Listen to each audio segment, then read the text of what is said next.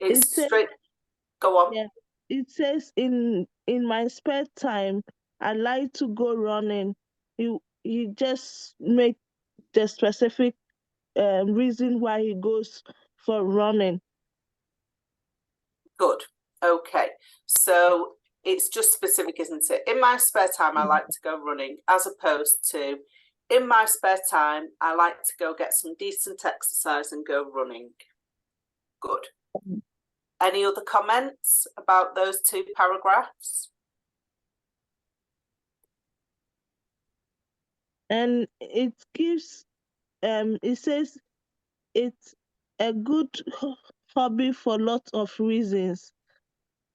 It's just show you the reasons why the benefits of having exercise or going for running, like burning calories and keeping fit. Good. Good, exactly. So it's precise, it's to the point. Well done. So we've got a video to watch, so I will share that with you. Okay, can everyone see that black screen now, ready to play the video? Yes. Yeah, okay.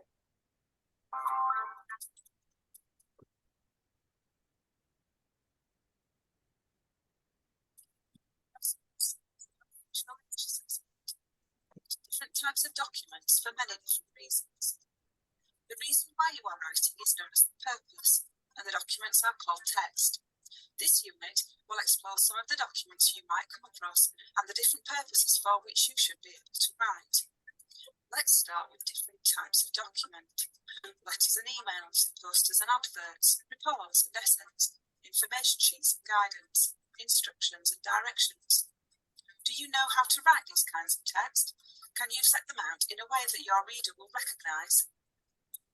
Some examples of purpose of text are persuasive writing, information, advice, instructions. Obviously, there are many, many more, but these are a good place to start.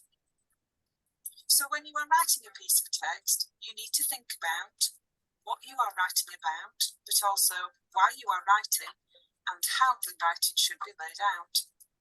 So how do you write a piece of text? Firstly, you need to plan for content.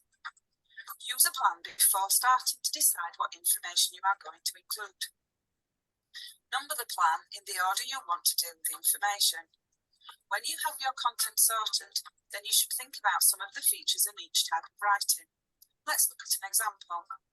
When you're writing to give instructions, you should make sure that the reader is in no doubt about what they should do. Use headings and subheadings, bullet points and numbered lists, a diagram or image of what something should look like, or something that helps the reader to follow the instructions. Know the features of each type of text so that you can use these when producing your own writing. So if you are writing a leaflet or advert for something, you would be trying to persuade the reader, and you could do this by using features such as bold, flashy, eye-catching headings, pictures, use of emotional words, directly speaking to the reader, using you. Keeping on the right track when writing. Some questions to ask yourself when writing are: what's the main reason for this text? What is my main intention? What type of writing is this? What does it look like? How am I getting my message across? Why am I writing? You also need to pay attention to layout in certain kinds of documents. You should know how to write common texts, such as emails and letters, for example. What is this? Yes, it's a letter, but how do you know? It has addresses, a date, dear sir, yours faithfully. You should remember to include all of these elements when writing your own formal letters. Know what features are important when writing letters and make sure that you use them all. What's this? It's an email, but how do you know? It has an opening such as dear and a closing such as kind regards or yours sincerely. Make sure you know how to lay out an email. Know the key features and use them. These are just two examples of types of writing. Investigate the layout of other types of writing that you will be expected to produce, such as reports or information sheets. Once you have finished your writing, you must proofread. check your work through what you have written and take special care with areas that you sometimes get wrong. Make sure that what you think you have written is actually what is there on the page or screen. Proofread to make improvements. Proofreading isn't always about checking for errors. Sometimes you might find that you can use a better word or phrase. You could rewrite sentences so that they sound more professional. There are times when you might think of a little bit of extra detail to add to your piece. Know what kinds of documents you are expected to write in your studies and work plans. If you are not confident in how they look or what they should include, then find examples of these so that you can study them and practice writing your own.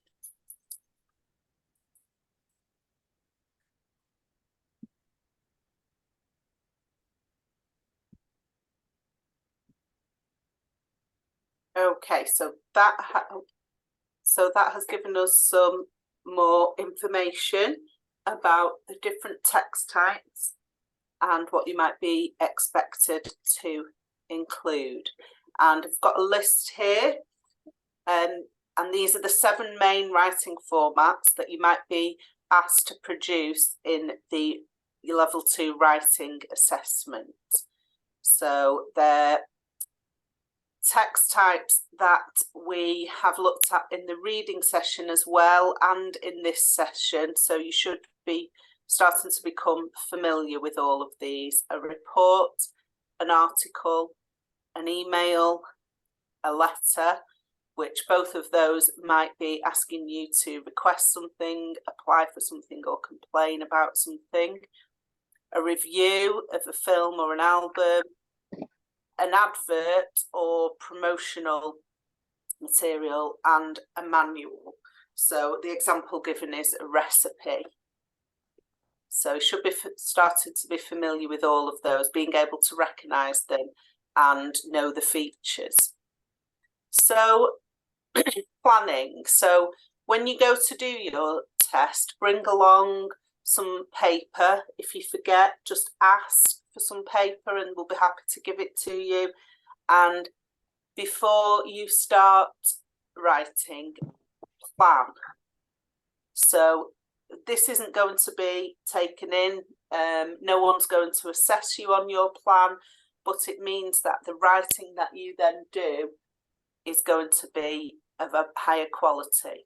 So scan your brain for ideas and write them down. So just write everything down. However you choose to do this. Some people like to do a mind map. You could do a bulleted list, however works best for you. And then once you've done that, select and choose your best ideas that you've had, and then you can start ordering them into the format that you want to use them. Hello? Can you put yourself on mute, please? So unless you're asking a question or making a comment, could you just keep yourself on mute? Just avoid the background noise. Thank you. So yes, so number the ideas. You don't need to rewrite it. Just number the order that you want to use them, thinking about the structure of that type of text. And then just have a quick read again, scan over, and just check if you've got everything you need and if there's anything you can improve. Okay, so it's good to practice doing this and writing a plan, as well as practicing writing the actual document types, just so you get used to doing that planning quickly and efficiently. So looking at your task that you've been given when you're doing your assessment, decide on the purpose and the audience. So read the task you've been given. What's the document type? What's the purpose? What do you need to do with your writing?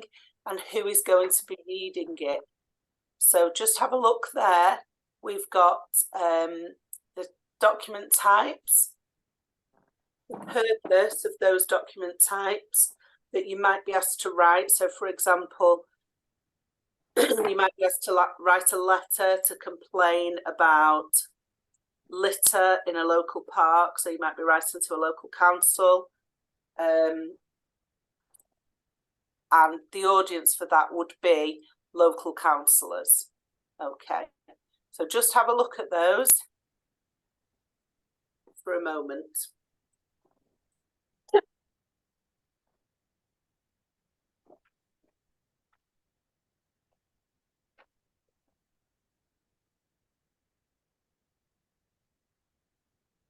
Does anyone have any questions about those text types?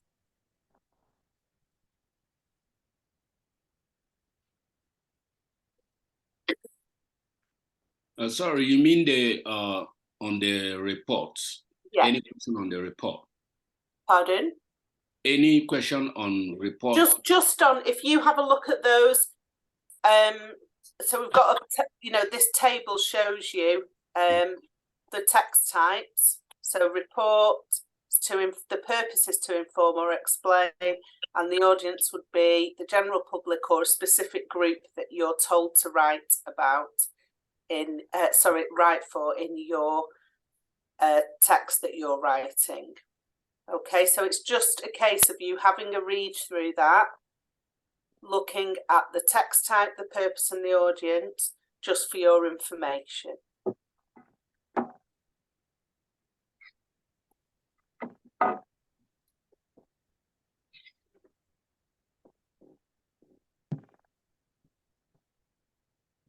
Okay, so the format, the detail and the length. So the length of a text is not all, you're not always told it needs to be this, a certain length. So it's really important that you are aware of the type of length different formats might need to be. Okay.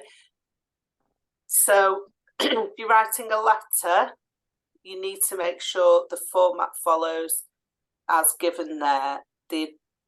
Your address or the sender's address, if you're given that, where it's going to, the date, complimentary salutation, so dear Mr. Bloggs, and the close. How are you going to finish the letter?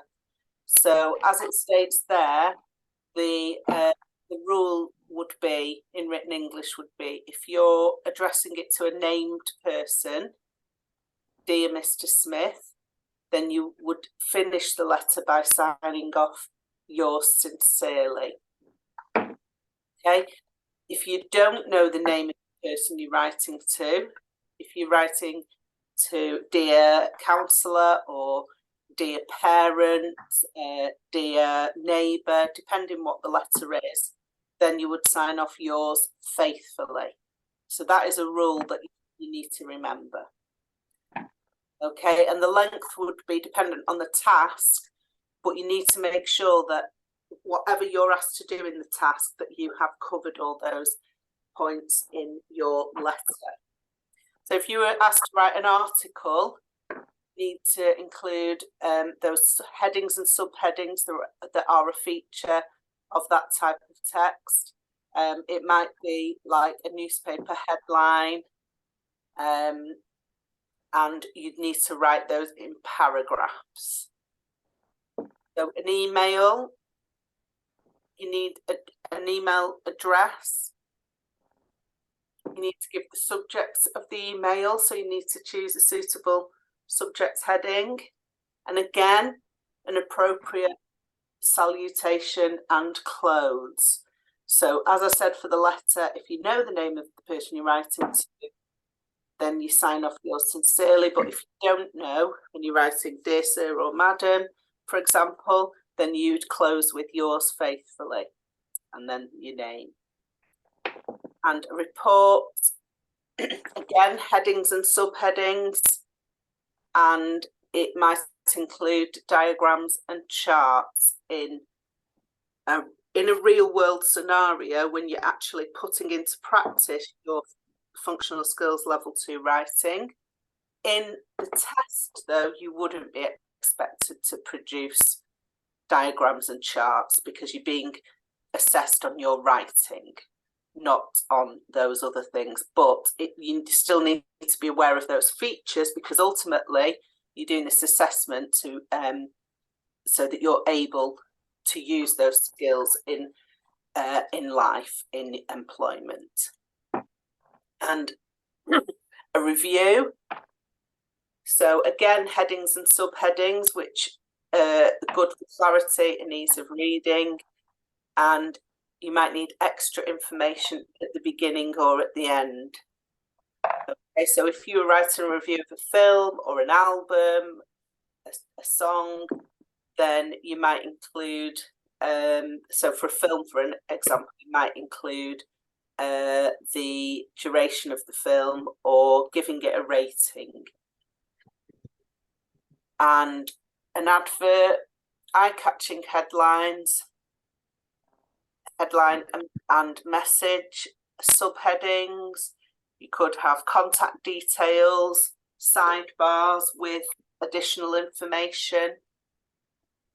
And you don't need actually to have as much written detail in an advert, but it's really important that you have those features included in your format. Okay, so if you're asked to write a promotional leaflet or newsletter for example, a community event, you're going to need to have the location, the date, the time, the start and finish time, and so on, and also contact details. So a manual or instructions, using those features, bullet points, numbered lists, having the step-by-step instructions. You might need to include tools and ingredients. Okay, and you need to make sure you haven't, there's no omissions of key information. So if you are writing a recipe, for example, then you need to make sure that you've listed the ingredients, because otherwise people won't know how to make it. The same if you were writing instructions for making something, what do you need? What equipment or supplies do you need? So it's just being familiar with the type of document that you need to write, what features do you need to include, and what type of length should it be. So again, this is just another way to show you what features you need to include in each type of text. So it's just what we've already been through, but it's just a tick list. Okay, so if you just go on, has someone got a question? No? Okay, so if you have familiarised yourself with this information, then whatever one of those document types you are asked to write for your writing task, then you'll know what to include, and then you're ensuring then that you give yourself the best chance of getting the most possible marks. So just make sure that you're familiar with all of those features that need to be included in each text type. That's the key, really.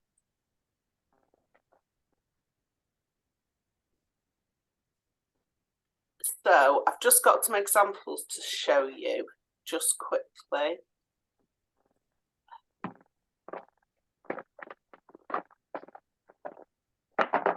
Okay, so can you all see that letter? Or if you can't, let me know. You should be able to see that now. Okay, so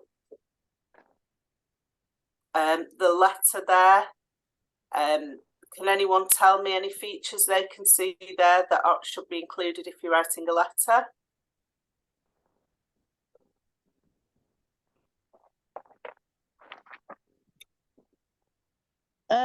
It didn't address Good. the person that is going to be given to. Yeah, so we've got the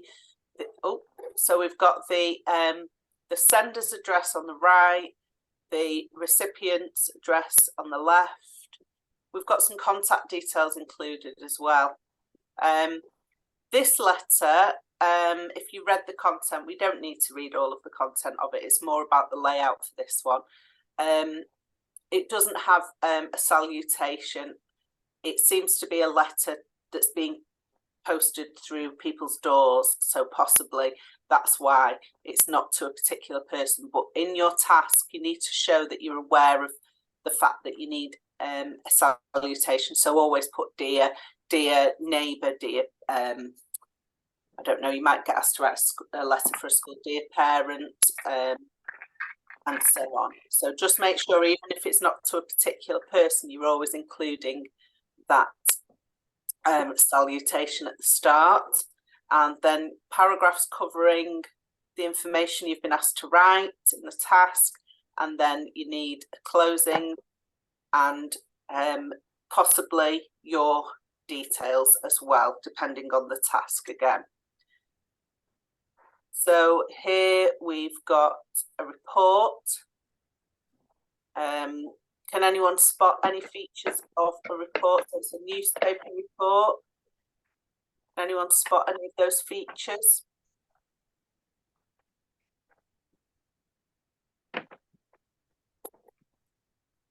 Okay, so we've got the headline here.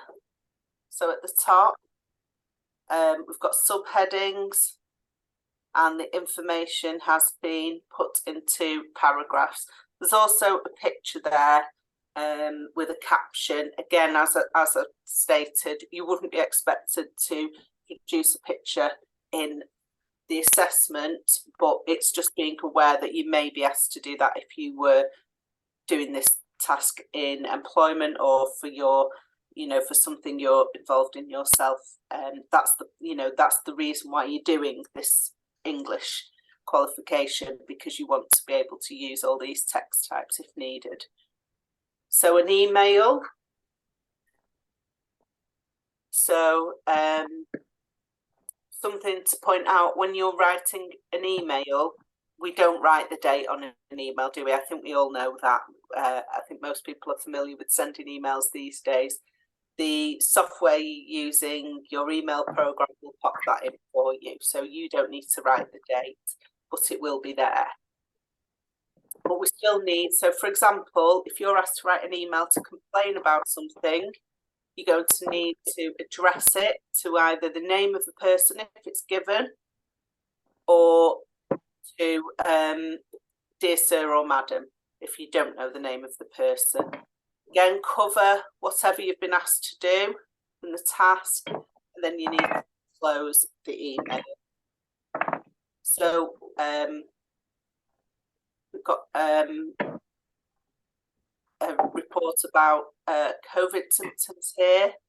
Again, we've got a main heading at the top, some introductory information, and then we've got subheadings and a conclusion. So this is a review article. So if you were asked to write a review, it's probably going to be something like a review of a film, or perhaps some music. But again, following, you've got a heading, you might have some introductory information, subheadings, and as stated previously, if you were, for example, writing a review of a film, you might include a rating at the end, the duration of the film, and so on, some extra details. So we've got an advert, got that main heading again with a bit of information underneath.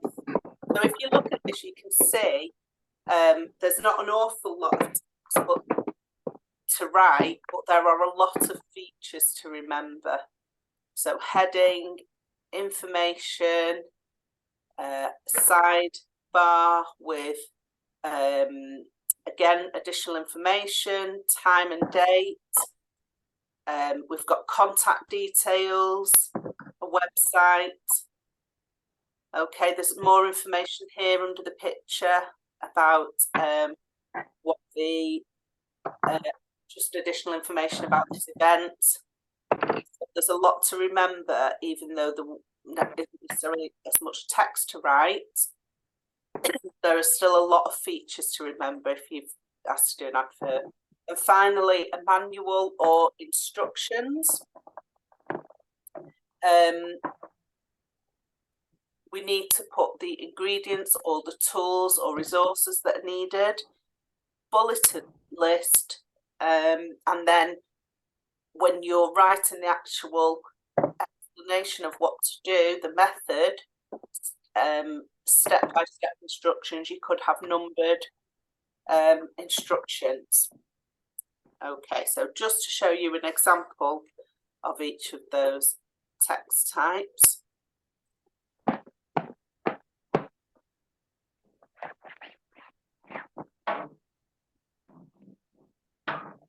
So, achieving clear and concise writing. So, to ensure that you achieve this, you need to proofread your work. So, once you've written, so you've done your plan initially, then you've written your text, and now you need to read it through. And this is a checklist that you can use. So, again, become familiar with this checklist to help you when you're doing your assessment. Have you addressed the task that you've been given?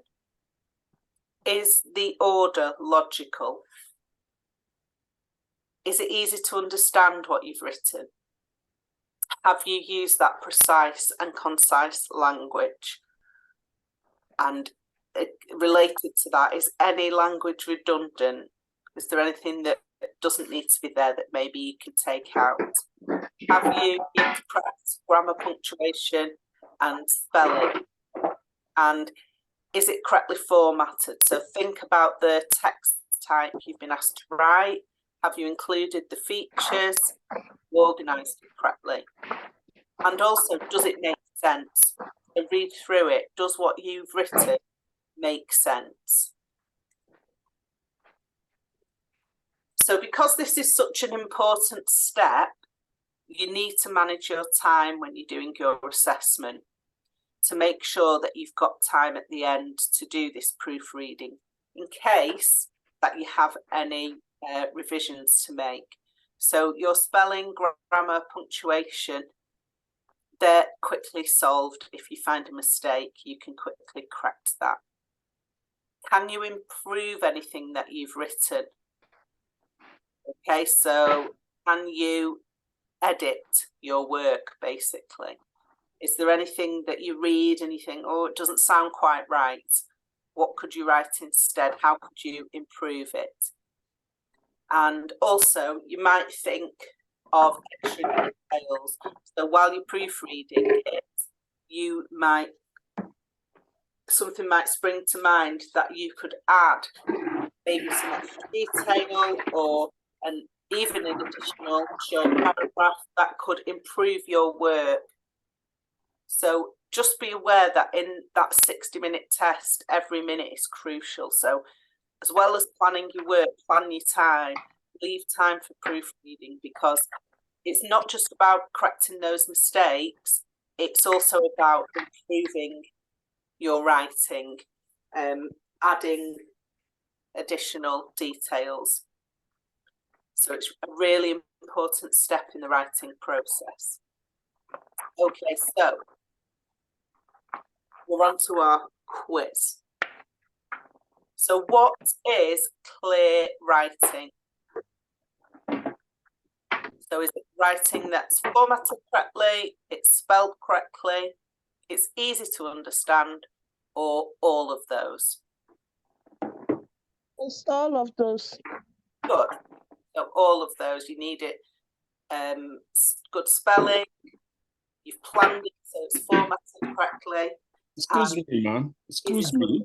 Yes. There's this noise coming from one Matilda. The noise is too much. If she can mute her microphone, please. I can't hear anything. It's just like in the kitchen. All right. Okay. I've muted her now. Sorry, I wasn't. It's one of the participants, Matilda, is coming from her microphone. Yeah. Okay. Yeah. If we just remember to keep ourselves muted, unless we're making a comment or answering a question, then that's just helpful for everybody. Thank you. So which option best shortens this sentence? So we're looking at concise, precise writing. So the sentence is, there were many factors that influenced her decision to become a mechanic. And we want to improve that sentence. Which one is the best choice? She became a mechanic for many reasons. She became a mechanic due to many factors. There were many influences on her decision. Many factors influenced her decision to become a mechanic. So which one do you think shortens that sentence, makes it concise? So we've still got all the information, but it's written in a more concise way.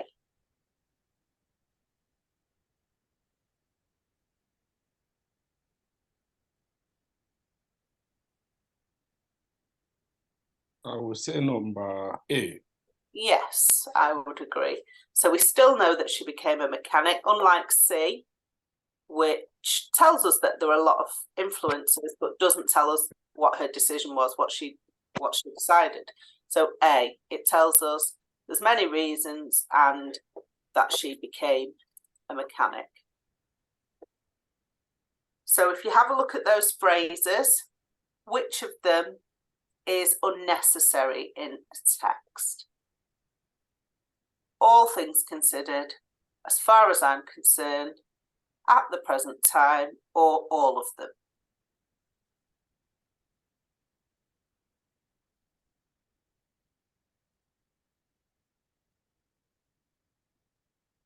So if you think back to the beginning of our session today, when we looked at unnecessary language that might be used, is there any of those particularly you think you wouldn't need to include, or do you think you shouldn't include any of them? Is it A? So that's certainly one of them, but it would be all of them really. All So, of them. all things considered, in conclusion. You just write in conclusion, in summary. Okay, so it's just about making that language you're writing more concise, more precise. So what does proofreading mean?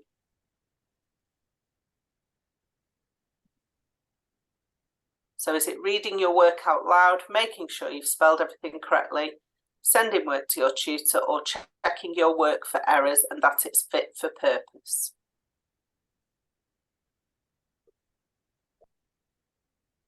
D should be the correct answer.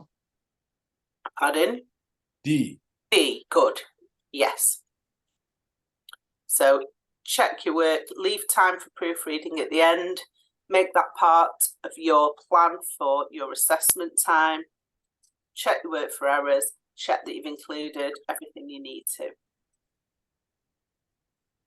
So thinking about the formats of different types of text, because you have the format and what you need to include for each type.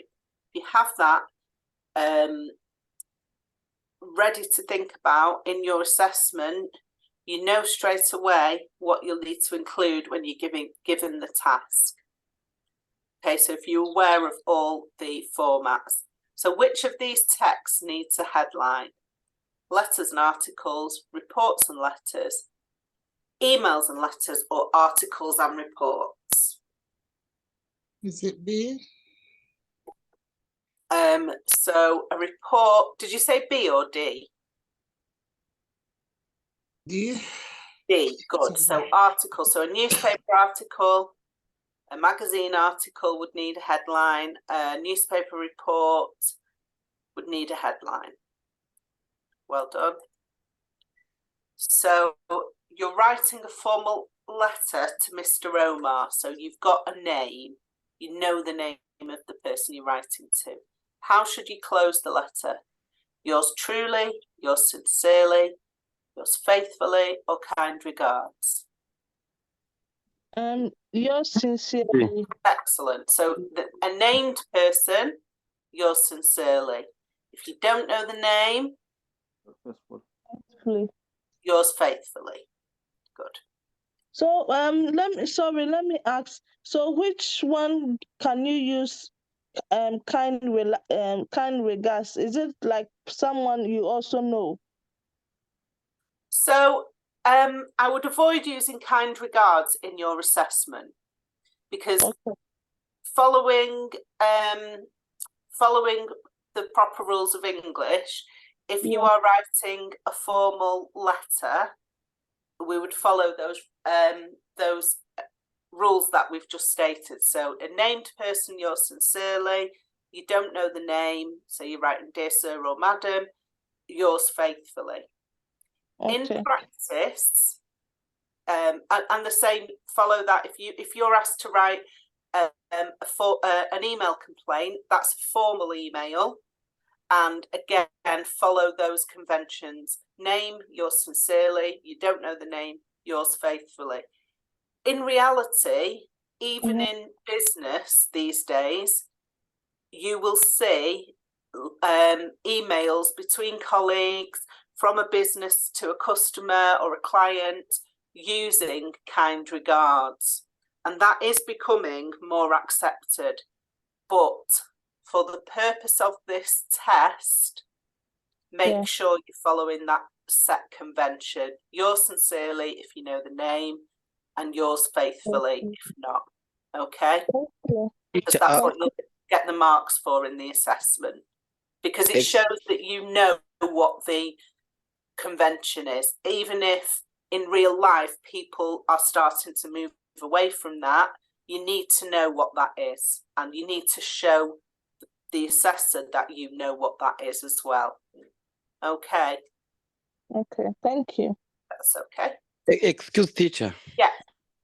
So when you can use a D, kind regards, when you can use that's just what I was answering. So in the test, you need to make sure you're using yours sincerely or yours faithfully. So yours sincerely if you know the name, yours faithfully if you don't know the name. When you're doing the test, make sure you're following that rule. As I've just said, in practice, you will see kind regards quite often these days, and people are starting to use that in businesses and so on. So if you have a job and you see that colleagues are using that, then that's okay for you to use it in that job. If that's something that you see other people using and that seems to be all right, and the company is happy with that, that's fine. But for the test, just remember that you need to use yours sincerely or yours faithfully. Okay. Yeah, good. Yeah, okay. Thank you. That's okay. So why should you proofread your work? So to pass 5 minutes, to rewrite it, to look for errors and possibly add detail, or to change textual features. C should be the Good, excellent. So to look for errors and possibly add additional details. So what's a subheading? The title of a text, the last paragraph, a heading for a photograph, or a heading given to a subsection of a piece of writing.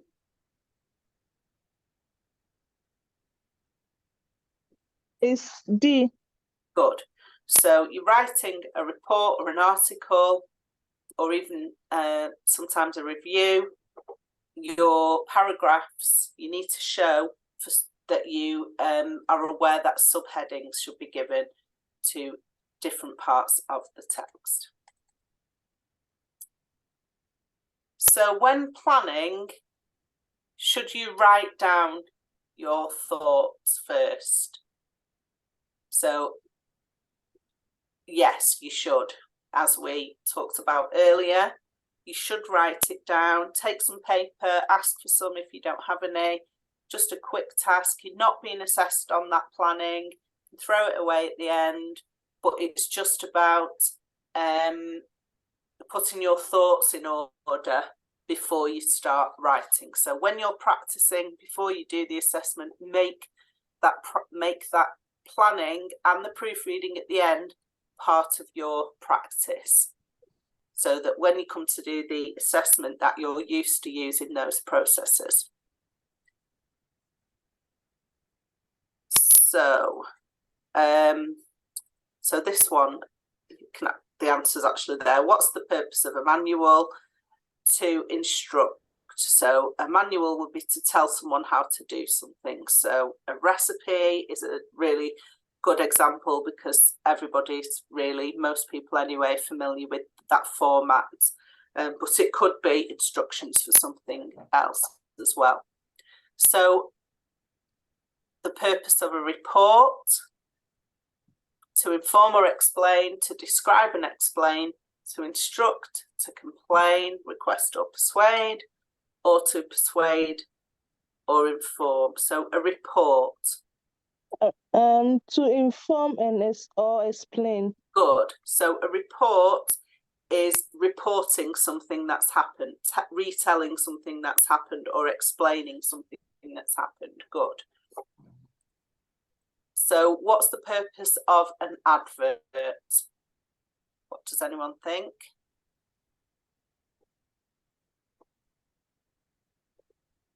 Advert is selling something, so it's more of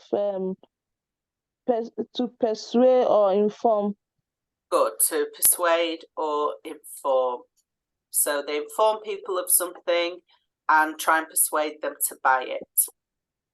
So what would be the purpose of a letter?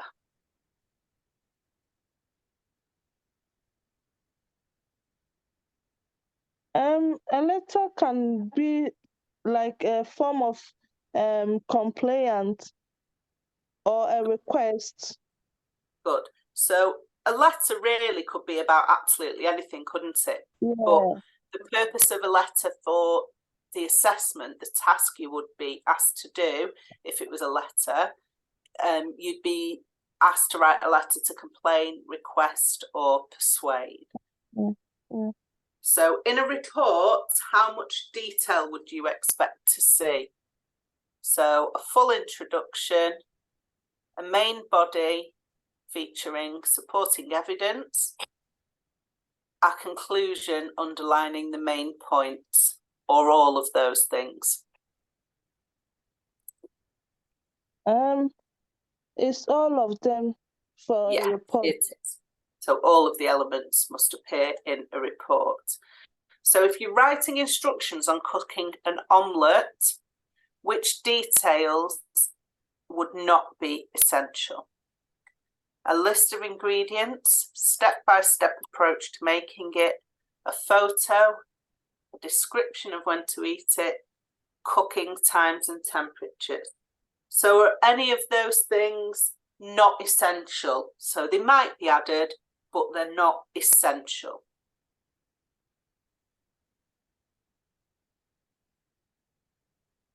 The prescription of when to eat it. Good, yeah. And so also a photo.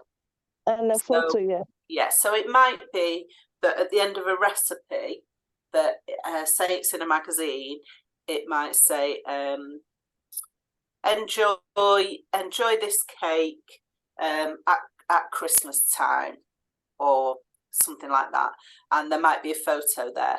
But even if you take those two things out, you have to include a list of ingredients, step-by-step approach, and cooking times and temperatures. They're essential, okay, in order that someone can make the omelette as it is there correctly.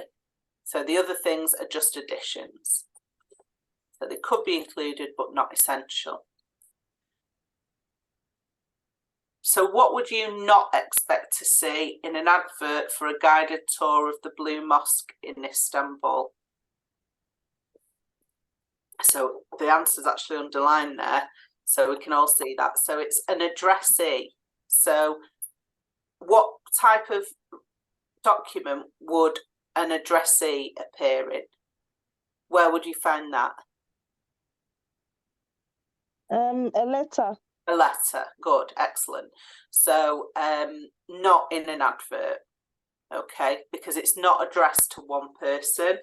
It's for everybody to see. An advert, the person or the company producing the advert wants as many people as possible to see it so that they can persuade them to buy their goods or services. So why do you not need to put a date on an email?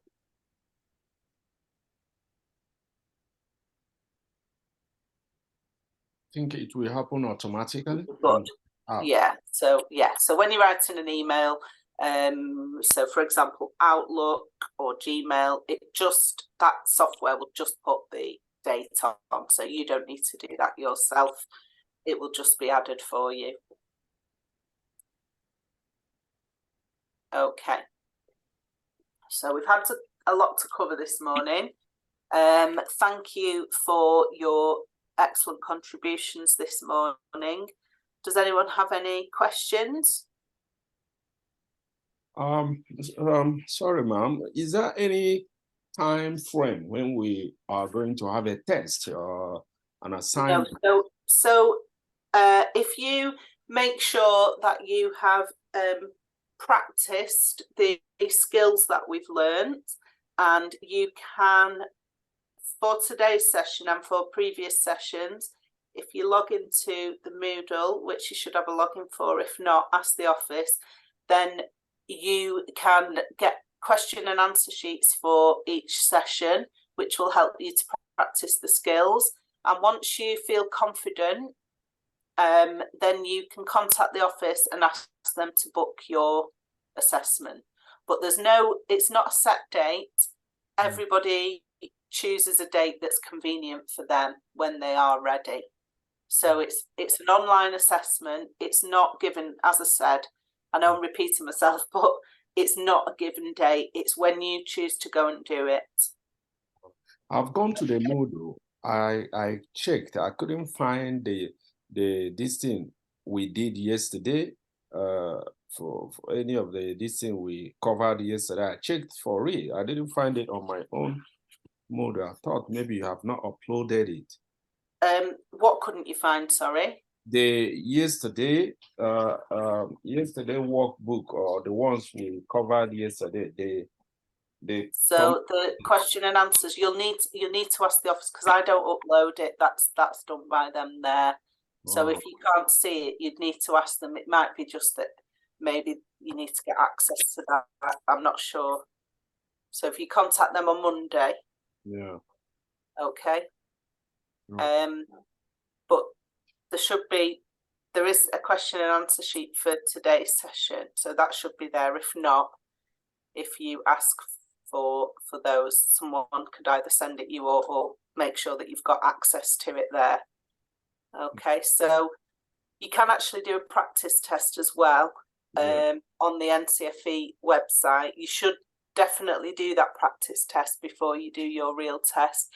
It will give you an idea of timings and of what the format of the test, so that when you do it for real, you're familiar with it.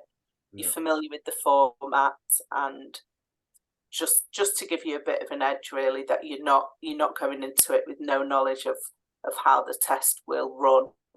So it's definitely worth doing the practice, and you will get asked when you go to do your real assessment. You will get asked if you've done a practice test, and if you need to, because sometimes people have issues with the software you need for the practice test. You can just download it to your own device, but I know in the past people have just gone into the office to do it if they've had an issue. Also, I think sometimes people like to go and do it in the office, so it gives them, an idea of how it will all be when you do the test for real. So if you need to do that for your practice test, that's fine. Just ring up and make an appointment. You can go in and practice in the office. Okay. Okay. All right, ma'am. Thank you very much. All right then. Thank you very much. Hope you have a good week, everybody. Yeah. Thank you. Bye. Thank you Bye. very much. Thank you. Bye. Bye.